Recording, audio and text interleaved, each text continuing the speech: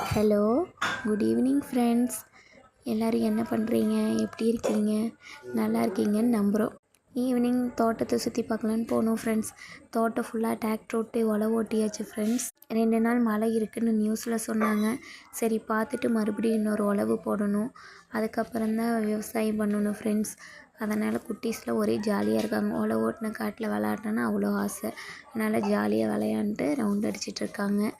எங்களுக்கும் இப்போதைக்கு கொஞ்சம் ஒர்க் கம்மியாக இருக்கிறனால தென்னை மரத்துக்கெல்லாம் தண்ணி பிடிங்கி விட்டுட்டு ஜாலியாக வேடிக்கை பார்த்துட்டு உட்காந்தாச்சு ஃப்ரெண்ட்ஸ்.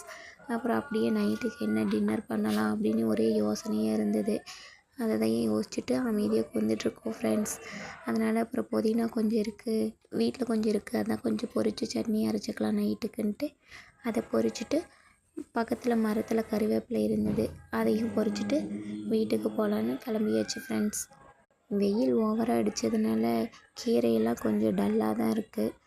அதனால் இப்போ பாதி காடு ஓட்டி வேறு புதுசாக விடலான்ட்டு தான் இறங்கிட்டோம் ஃப்ரெண்ட்ஸ். புதினா நடவு நட்டினது இந்த சைடு கொஞ்சம் காஞ்சி போச்சு, இன்னும் வரவே இல்லை. பார்ப்போம்.